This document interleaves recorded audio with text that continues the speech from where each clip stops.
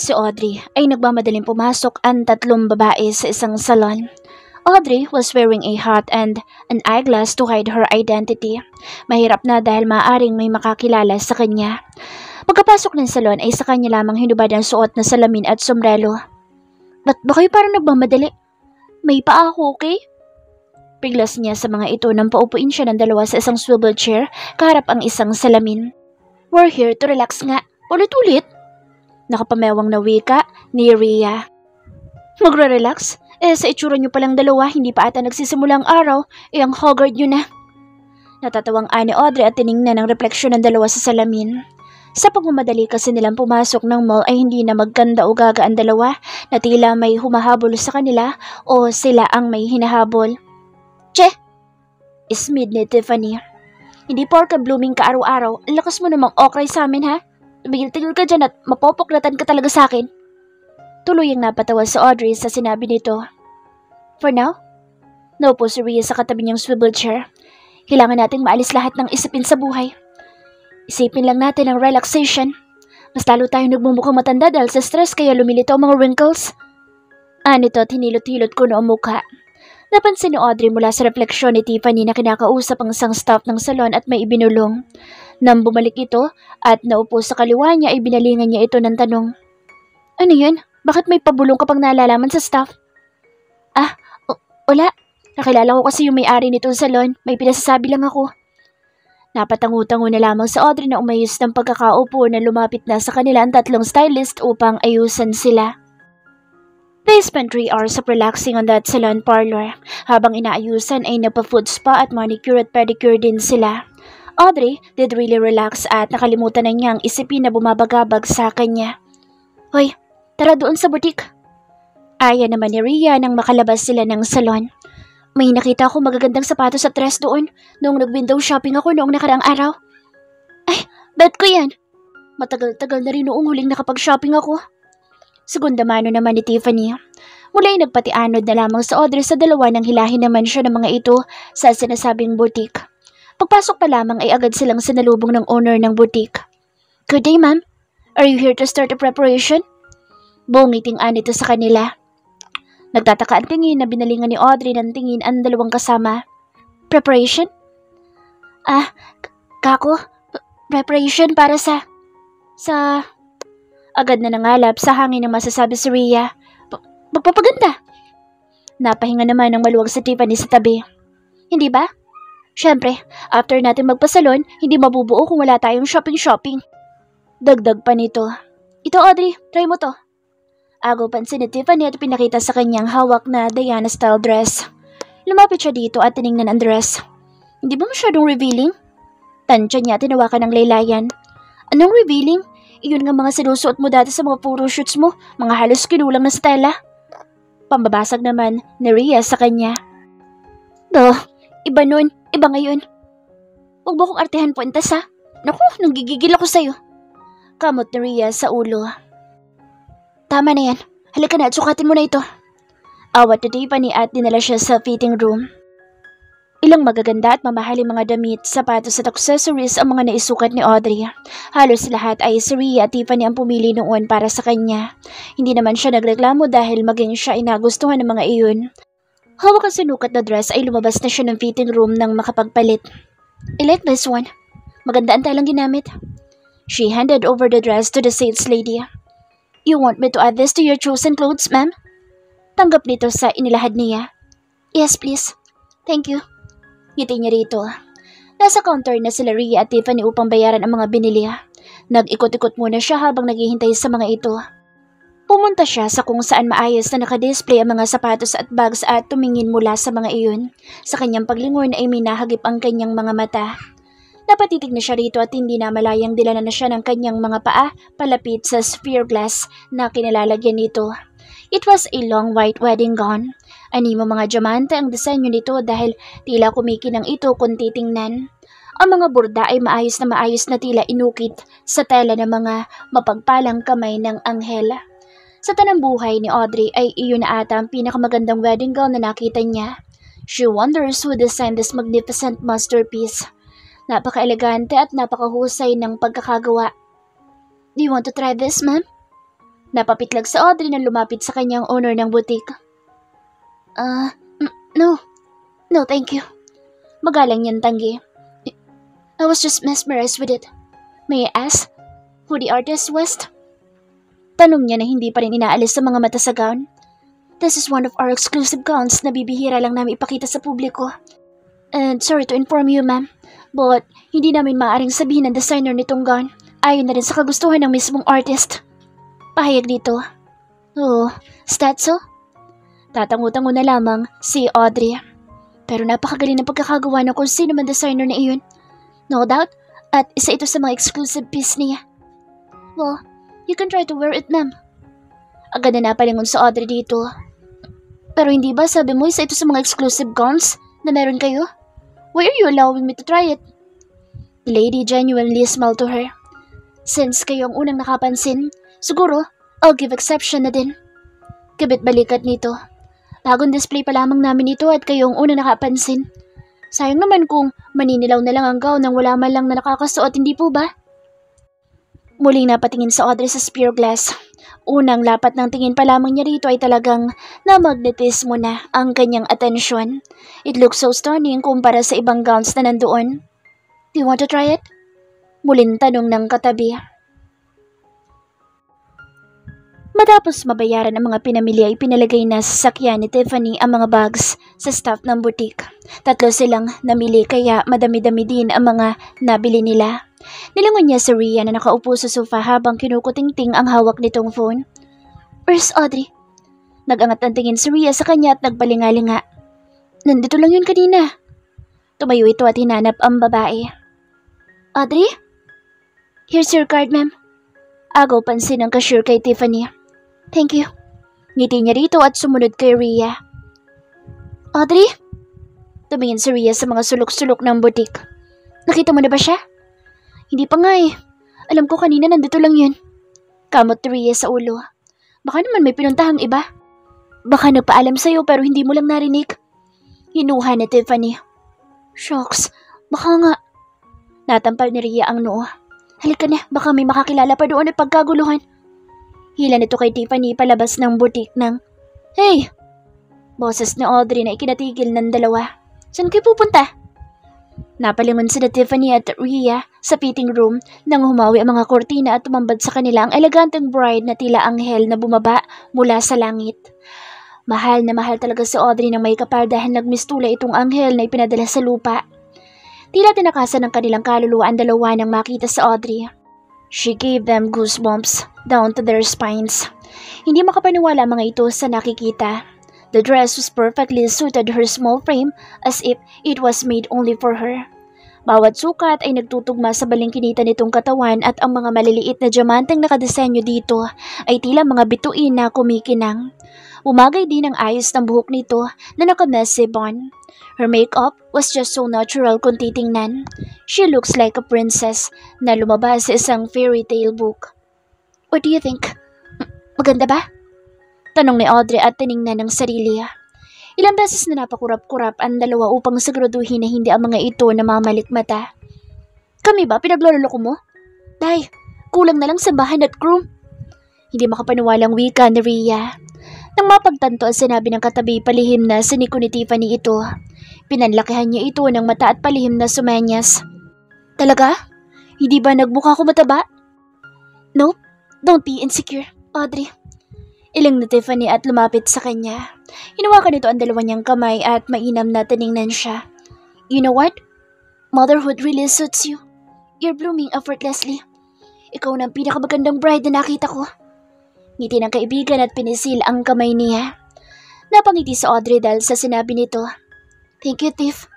Feeling ko kasi nilalayuan na ako ni Jake dahil pumapangit na ako. She pouted. Sino nagsabing pangit ka? Pinandilatan ni Tiffany ang kaibigan. Alam mo ikaw lang nag-iisip ng ganyan. Don't bother yourself. Mahal ka ni Jake at hindi niya magagawa layuan ka. What? Ngayon na? Sabay silang napalingon kay Rhea nang bigla ito sumigaw. May kausap pala ito sa telepono at tila ay natataranta at kinakabahan. Bakit ngayon ko lang sinabi? No, we're still here. What's wrong?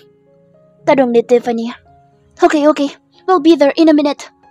Yun lamang, bago nito ibinaba ang tawag. May nangyari ba? Nag-aalalang tanong ni Audrey. "Oh, we have to go." Natatarantang wika nito at inayos ang mga gamit. As in ngayon na? Teka't magbibihis muna ako. Babalik na sana si Audrey sa fitting room nang pigilan siya ni Rhea. Huwag na, wala na tayong oras. Anito tinawakan na siya sa kamay. Ha? Teka! Bago pa siya makaangal ay mabilis na siya nitong nahila palabas ng butik. Nakasunod naman sa kanila si Tiffany na natataranta na rin. Matapos mabasa ang mensahe sa phone nito. Hala ka, Rhea, hindi pa natin to nababayaran. Tukoy ni Audrey sa suot na gown. Sabihin mo muna sa owner, ilista na lang kamo sa utang. Wika nito at patuloy siyang hinihila palabas ng mall. Nanlakang mata ni Audrey sa sinabi nito. Sira ka, anong ilista ang pinagsasabi mo? Hoy! Halos makaagaw na sila ng pansin sa mga tao. Ang iba ay agad na nakilala si Audrey at naglabas ng mga cellphone at camera upang kunin na litrato ang kilalang modelo. Halos magkagulo na sa mall at maski ang mga bodyguards ay kinailangan rumisponde upang tulungan silang makalabas. It's Audrey Atienza! Miss Audrey! Papicture kami! Dumumog ang sangkaterbang tao sa kanila. Mabuti na lamang ay mabilis na hinarangan ng mga gwardya ang mga ito. This way, ma'am. This way. Turo sa kanila ng direksyon ng isang gwardya habang hinaharang ang ibang mga taong nais makalapit sa modelo. This is a bad idea, Rhea. Ana Tiffany, halos magkanda siksikan na dahil sa dami ng tao. Really? Malilintikan ako kapag nalaman ito ng management. Pasigaw na tugon ni Rhea dahil sa ingay at hindi pagkakaunawaan. Sabay silang tatlo na lumabas ng mall habang ang mga guards naman ay patuloy silang ine-escortan hanggang sa makasakay sila ng sasakyan. Mabuti na lamang at hanggang sa pag-alis ng mall, lula ng kanilang sasakyan ay may mga patrol ng pulis na nakasunod sa kanila. Diyos mio, Rhea! Kamuntik ka na tayo doon! Hinahapong ani Tiffany at pinaypayan pa ang sarili gamit ang kamay. Paswerte kayo kung walang medyang nandoon. Sabat naman ni Jackson na siya palang nagmamaneho. Sakalang napansin ni Audrey na nagpalit pala sila ng sasakyan. Kung kanina ay kotse ni Tiffany ang gamit nila, ngayon ay white Mercedes-Benz naman na siyang minamaneho ni Jackson. Isa ka rin pahamak eh. Tadyak na Rhea sa upuan ni Jackson. Kung hindi mo ba naman ako binigla ng tawag, edi sana hindi ako magkakaganoon. Muli pa nitong tadyak. Hoy, ano ba? Huwag ka saka magalit, okay? Sumusunod lang din naman ako sa utos. Minanobra nito ang manibela nang makaiwas sila sa traffic. Teka nga, ano ba nangyayari? Naguguluhang tanong ni Audrey at ipinaglipat-lipat ang tingin sa kanila. Ngunit bago pa man may sumagot ay tumigil ang sasakyan. Sige, hanggang dito na lang ako, Audrey. Kita na lang tayo mamaya. Mabilis na bumaba ng sasakyan si Tiffany. Saan pupunta ng isang yun? Tanong ni Audrey kay Rhea nang muling umarangkada ang sasakyan. Ewan, baka may ibang lakad ata. Napatango na lamang sa Audrey at tumingin sa daan. Napansin niya na iba ang daan tinatahak nila pabalik sa kasa. Hindi pa ba tayo uuwi? Mabuting huwag muna tayo bumalik. Baka may mga paparazzi na nakasunod pa sa atin. Tanging tugon lamang ni Rhea habang abala sa pagkalikod sa phone nito. Napabuntong hininga na lamang sa Audrey at sumandal sa kinaupuan. Kanina pa siya may napapansin sa mga ikinikilos ng mga tao sa paligid. Muli siyang humarap kay Rhea. Teka nga, kanina pa ako may napapansin eh. May hindi ba ako alam sa nangyayari, Rhea? Seryoso niyang tanong dito. Wala sa oras na napalunok ito. Ha? Ako? Wala akong alam dyan. Iling pa nito. Pinaningkita ni Audrey ito na tila hindi kumbinsido sa sinabi. Pinag-cross niya ang mga kamay sa dibdib at hindi ito tinantana ng nakakaintimitadong tingin. Nakagat na lamang ni Rhea ang ibabang labi. Napatingin ito sa bintana na makitang malapit na sila sa paparoonan. Muli siyang tumingin kay Audrey at napabuntong hininga. Audrey. Bigla lumambot ang ekspresyon ni Rhea na siya na maikinataka ni Audrey. Naghihintay na tiningnan ni Audrey ang kaibigan. Gusto ko lang sabihin na masaya ako para sa'yo. Sincere nitong wika. Masaya ako nakilala ka at naging parte ng buhay mo. Nakita ko kung gaano ka naghihirap para maabot kung nasaan ka ngayon. You deserve to be happy. Happy to be with your love of your life. Hinila siya nito at niyakap. Naguguluhan man ay gumanti na lang din sa Audrey ng yakap dito. Rhea, ano bang pinagsasasabi mo? I'm very happy for you. Sa kabila ng lahat ng pinagdaanan mo. This time, deserve mo naman ang sumaya. Naluluhang dagdag pa nito bago humiwalay sa kanya. Naramdaman ni Audrey ang pagtigil ng sasakyan. Lumingon siya sa bintana at napagtanto na nasa tapat sila ng mansyon na ipinakita sa kanya noon ni Jake. Akala ko ba hindi mo na tayo uuwi? Bakit nandito tayo? And how did you know about this place? Sunod-sunod na tanong niya. Kahit sino'y wala pa siyang pinagsasabihan sa soon na magiging bahay nila ni Jake. Napakalaking katanungan sa kanya kung papaanong nalaman ni Rhea ang tungkol doon. Bumukas ang pinto ng sasakyan sa gawin niya at isang kamay ang naglahad sa kanya upang bumaba. Nice to see you again, Miss Audrey. Pati ni Orlando nang alalayan siya nitong makababa sa sasakyan. Me too, Orlando. She accepted his company and stepped out the car. Inakay siya nito papasok ng mansyon. Nagtaka pa siya kung bakit walang katao-tao roon. Napakatahimik ng paligid at tila tinakasan ng sangkatauhan ang buong kabahayan. Dumiretso sila sa entrada papuntang hardin. Narinig niya na merong awitin na tumutugtog na nagmumula sa hardin kaya nga lamang ay nakasarado ang pinto dahilan upang hindi niya makita kung anong nangyayari sa loob. Binalingan niya sa Orlando. Orlando, may alam ka ba sa nangyayari? Ngunit imbes na sagutin siya nito ay nginitian lamang siya ng Ginoo at inabutan ng isang tampon ng mga puting rosas. Huh? Tinanggap niya iyon bago siya iwan ito sa harap ng pinto. Audrey, iya. Napalingon siya nang marinig ang boses ng kanyang ama. Dad? Sweetheart. Lapit sa kanya nang naluluhang ina at niyakap siya. Mom! Dad! Puno pa rin ang pagtataka na tumingin siya sa mga ito. What's really happening? What? Don't tell me wala ka pa rin alam. Pinahid ng ina ang umalpas na luha sa mata gamit ang daliri at buong ngiting tumingin sa kanya. Alam na ano? Natampal na lamang ni Don Severino ang noo at napatawa. Oh, that silly man. Unti-unting bumukas ang pinto patungong hardin. Napatigil sa Audrey na makita na ang lahat ay nandoon. There was Nanay Rosa and the two maidens. Her brothers, Damien and Cesar. Her mama Aliana, Bruce, Winston, Rhea and Tiffany were also there. Even her lola Catalina, Georgina and her husband Sean, with their new baby Sophia, are there. Sa gilid ay nandoon si Hill katabi si Toby bilang mga ring bearer. They are all informal. All men are wearing their black tuxedo, while the women are wearing white elegant dresses. Her dad offers his arm for her, gayon din ang kanyang ina na nasa kanyang kaliwa. They're signaling her to make their way to the aisle. Unti-unting kumabog ang kanyang puso. As the sweet and shallow melody of the song started, they started to make their way down to the aisle. Tila bumagal ang pagtakbo ng oras nang unti-unting lumitaw sa gitna ang isang anghel na bumababa mula sa langit. An angel wearing a very elegant white gown while holding a bunch of white roses took everyone's breath away as she started to walk down the aisle.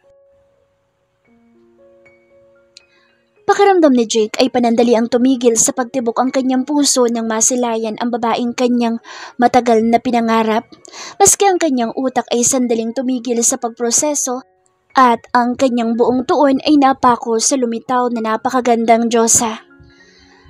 Ang lahat ng nandoon ay napako ang tingin sa babaeng marahang tinatahak ang altar. She was like a princess produced by a beautiful tale. Jake's eyes can't take away from the woman walking towards him. She's the most beautiful woman he'd ever seen. Jake can't help but to be mesmerized with the beauty he's seeing. It feels like a lifetime for him. Isang tanawin na hindi niya pagsasawa ang tingnan habang buhay. Ang hardin ay nagmistulang langit para kay Audrey. Ang buong paligid ay pinagharian ng kulay puting mga bulaklak.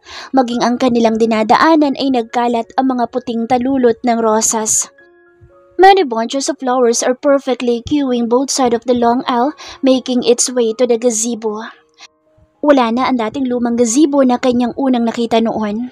Iyon ay napalitan ng napaka-eleganteng istruktura na pinalalamutian ng mga tumpo ng mga puting rosas at puting tela na maayos na nakabalandra. But what makes her heart stop was when she saw the man standing at the end of the aisle. Her eyes locked to that man. Tila nais kumawala ng kanyang puso nang matagpuan ang sarili na hindi maalis pa ang tingin dito. Jake is dazzling handsome in his crisp, white tuxedo.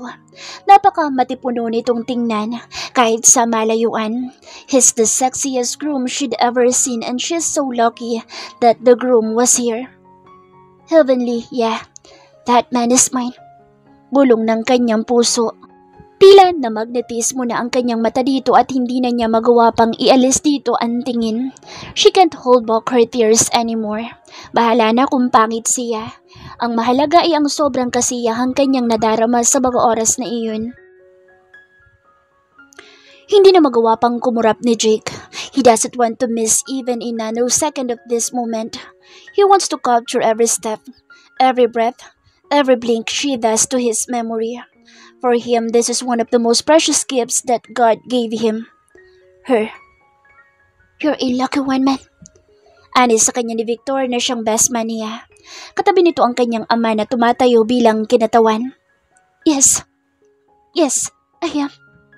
He proudly says, while his eyes still lock to her. Nang makarating sila ni Audrey sa dulo ng aisle ay tumigil sila sa harap ni na Jake. Don Severino stopped midway as he looks at his dearly daughter. Buong pusong umiti si Audrey sa ama. Unti-unting sumilay ang luha sa mata ni Don Severino. His only daughter is now marrying. Mahirap tanggapin ngunit kailangan. But still, she will be his only princess no matter what. Humarap ang Don kay Jake. Alagaan mo ang prinsesa ko, Jake. He then gave Audrey's hands to him. Masuyong tinanggap ni Jake ang kamay ni Audrey at inilagay iyon sa kanyang braso. I will, Dad. Definitely I will. And forever. Magilaw nitong tugon sa Don at buong pusong tinitigan sa Audrey. Sa huling pagkakataon ay muling sinilayan ni Don Severino ang anak. This will be his last chance to hold her precious daughter as his. Sweetheart, always remember that you will always be my princess. Maging si Audrey ay napaluha na rin. Oh, Dad, stop crying. Hindi naman ako mawawala sa inyo. I know. But Don Severino knows that Audrey will be having her own life now, and so he need to let go. Bilang ama ay may kurot para sa kanya ngunit masaya siyang makitang masayang anak. Fathers will understand how he feels. Ngumiti si Doña Celestina sa kanila. I love you both, and I'm so happy for you, sweethearts. Thank you, Mo. Ngiti ni Audrey sa butihing ina. Don Rafael Sandoval. Baling ni Don Severino sa kumpadre. Thank you for raising Jake to be the man for my daughter. Tapik nito sa balikat ni Rafael. It's a pleasure for us to be united with your family, kumpadre. Don Rafael also did the same. Tiningnan ni Audrey ang kanyang kamay na nakapulupod sa braso ni Jake, papunta sa gwapo nitong mukha. He was also looking down to her with those hypnotizing eyes. Shall we?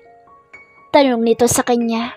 Audrey sweetly smiled at him as they walk on the center of the gazebo, where the priest is waiting. You really amazed me with your surprises. Pabulong na wika ni Audrey, sapat na upang si Jake lamang ang makarinig. Well,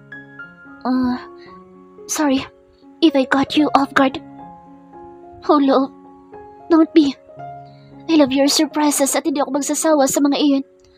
Matamis siyang ngumiti rito. Hinawakan ni Jake ang kamay niya nang humarap na sila sa pari upang basbasan. We are gathered together here in the presence of these witnesses to join this man and this woman in matrimony, which is an honorable state and is not to be entered into unadvisedly or lightly, but reverently and discreetly. Panimula ng pari. If anyone can show just cause why this man and this woman may not be lawfully and spiritually be joined together, let them speak now or hereafter remain silent. Nang walang nagsalitay muli itong nagpatuloy. To this couple in front of us, I'm giving you the courage to speak for yourself as we witness your love for each other. Humarap sa isa't isa sina Audrey at Jake habang magkahawak ang mga kamay. Jake lips sigh before speaking. It's a great love story because God wrote ours. I saw everything when I saw you come down to that aisle. I saw my future. the love of my life, the mother of my children. And what did I just say to myself? That was the rest of my life. Right there, walking towards me. Hindi mapigilang mapaluhan ni Audrey na tumingin dito. Audrey Atienza, alam ko sa sarili ko na marami akong pagkukulang at kasalanang nagawa noon, but I'm standing here in front of you to prove that I, Jake Sandoval, will love you for the rest of my life. Pinahid muna ni Audrey ang luha sa kanyang mata bago nagsalita. She looked at him directly to his eyes, where she can clearly saw his soul. As I look back, I couldn't help but wonder why you chased me back then. Our relationship was never easy. Marami na tayong pinagdaan ng hirap at sakit. And for 4 years, you have waited for the right time to fight for me. Her voice cracked as a new bunch of tears filled her eyes. It has been a long journey, my love.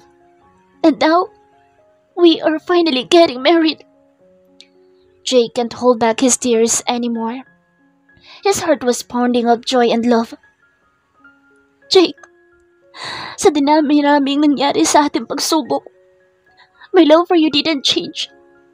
God knows how I prayed for him every night na sana maayos pa ang lahat. And now, we are both here standing in front of the witnesses of our love story. I love you always and forever. Maging ang lahat ng nandoon ay hindi mapigilang mapaluha sa nasasaksihang pag-iisang dibdib ng dalawang taong yun. Everyone there witnessed how the both of them suffered and did sacrifice a lot of things sa pagmamahalang hindi nila inakalang muling mauuwi sa kasalan. They witnessed how these two people made themselves strong to be where they are now.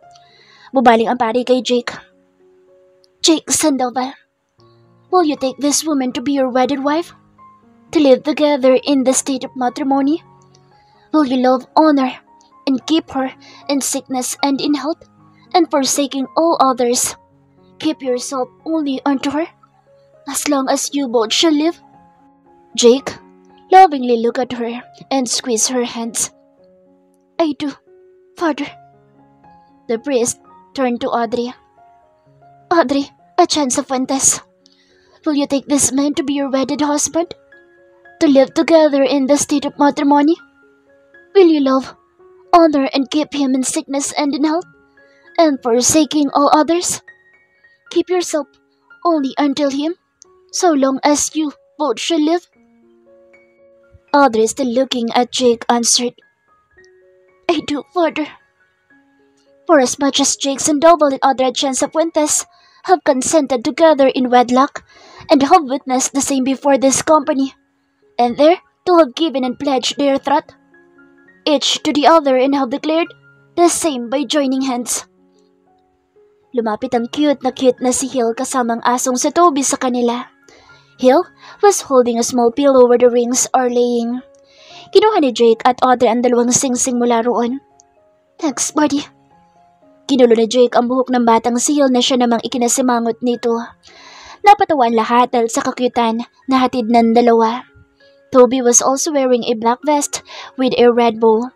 Ang batang si Hill naman ay nakasuot din ng black tuxedo na may pulang bow rin. Muli ipinagpatuloy ang seremonya. Let the two of you give and receive your rings. Hudyat ng pari.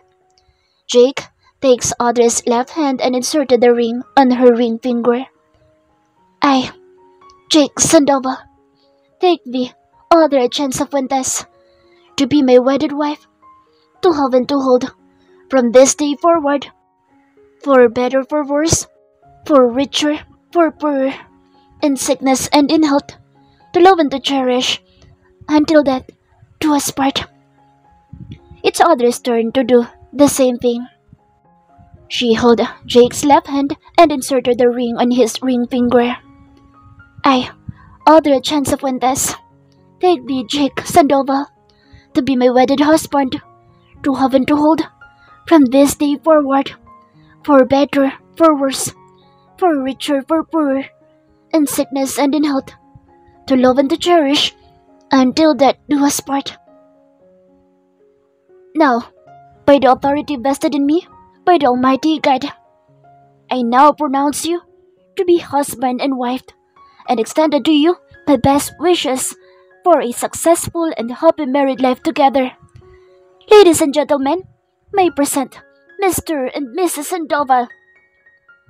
Sa pagkasabing iyon ng pari, Jake grabbed Audrey on her waist and claimed her with his lips. Napakiti na lamang sa Audrey na tinugon ang halik nito at ikinawit ang braso sa leeg nito. A cheerful applause and cheers filled the air. Congratulations to the new Mr. and Mrs. Sandoval!